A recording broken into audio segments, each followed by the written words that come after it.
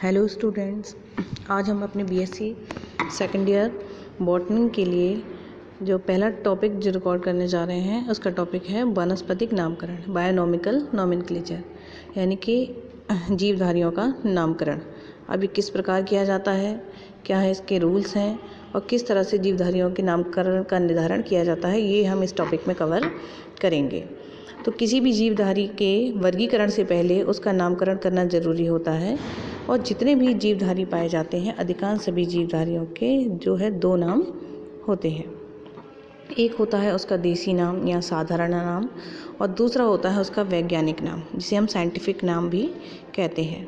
अब ये साधारण नाम क्या होते हैं कि ये जो साधारण नाम है, साधारण बोलते हैं कॉमन, जैसे कि साधारण तरीके से कहीं पर भी व्यक्ति को, जीवधारियों को, पेड़ पौधों को बुलाया या फिर जो है इंगित किया जाता है। जैसे कि आप अपने ऊपर ही उदाहरण लेकर देख सकते हैं कि हम सभी के घर में जो है हमारे पेरेंट्स जो हमें प्यार से बुलाते हैं वो कुछ और नाम होता है, जबकि आप प्रोफेशनली जो आप अपने स्कूल में या कहीं फॉर्म फिल करते समय जो नाम यूज़ करते हैं वो अलग होता है। वो हमारा सार्वत्रिक नेम होता है जिससे हमें सभी लोग एक ही नाम से जानते हैं, जबकि घरों पर हमें हमारे पेरेंट्स कुछ अलग ही नाम से बुलाते हैं।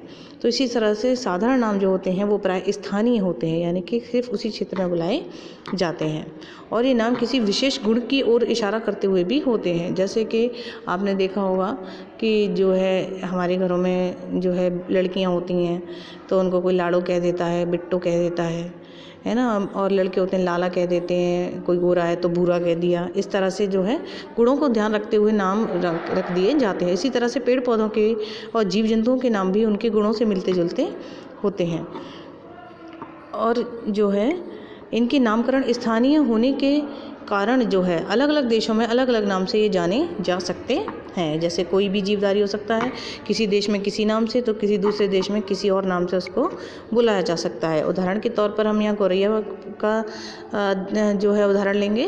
गौरैया आप सभी ने देखी है, हमारे घरों में, आंगन में, पेड़ पौधों पर आपने अक्सर फुदकती हुई देखी होगी। तो भारत में इसे गौरैया कहते हैं, वहीं इंग्लैंड में इसको बोलते हैं हाउस पैरो और स्पेन में इसको पार्डल, हॉलैंड में मुश तथा जापान में इसको सुजुन नाम से जाना जाता है। तो ये देख लिए आपने एक उदाहरण देखा कि मतलब पक्षी एक ही है, जबकि देशों में अलग अलग क्षेत्रों में इसको अलग अलग नाम से जाना जा रहा है। अब ऐसी स्थिति में सारी दुनिया उसको एक ही नाम से जाने, ये तो बड़ा मुश्किल काम है। इसीलिए इनको साइंटिफिक नाम देने की आवश्यकता पड़ती है कि सभी जीवधारी का एक पर्टिकुलर नेम हो, जिससे दुनिया में कि किसी भी क्षेत्र में अगर उसके बारे में कभी अध्ययन करना हो या उसके बारे में जानना हो तो एक ही नाम से उसको सभी जो है जान सकें। इसीलिए एक जो पर्टिकुलर नेम निर्धारित किया गया उसे वैज्ञानिक नाम कहा जाता है और संपूर्ण विश्व में किसी भी जीवधारी को उसके वैज्ञानिक नाम से ही जाना जा सकता है। जैसे कि आप आम का उदाहरण रख सकते हैं। आम जो है नॉर्मली आम का बोटेनिकल नेम है मैंगीफेरा इंडिका और जो है आम को जो है मैंगीफेरा इसकी जो है प्रजाति है, जबकि इंडिका जो है इसकी स्पीसीज है। तो अब इसको दुनिया में अलग अलग क्षेत्रों में अलग अलग नाम से जान सकते हैं, लेकिन मैंगीफेरा इंडिका नाम अगर लेते हैं तो हम किसी भी दुनिया के किसी भी हिस्से में कोई भी व्यक्ति अगर इसको खोजना चाहे तो मैंगीफेरा इंडिका के नाम से जो है आम के बारे में अध्ययन कर सकता है।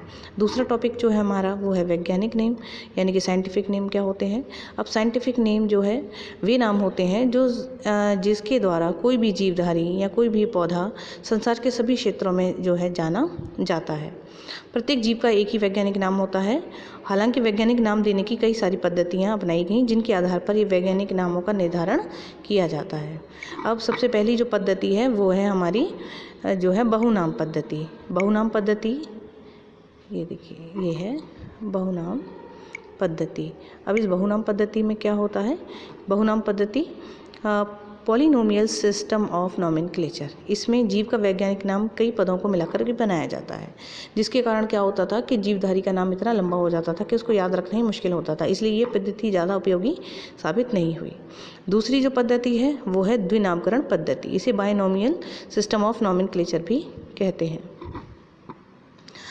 इससे क्या होता है कि ये जो है लीनियस ने दी थी। लीनियस का नाम आप सभी ने सुना है। इनका नाम जो है कैरोलस लीनियस पूरा नाम है और इनको ही जो है द्विनामकरण पद्धति के निर्माण का श्रेय दिया जाता है। लीनियस ने जो है सबसे पहले द्विनाम पद्धति की खोज की और इसके बारे में बताया। इसके लिए क्या है कि इन पद्धतियों के नामकरण के लिए किसी भी जीवधारी का नामकरण निर्धारण करने के लिए विशेष कुछ नियम तैयार किए गए।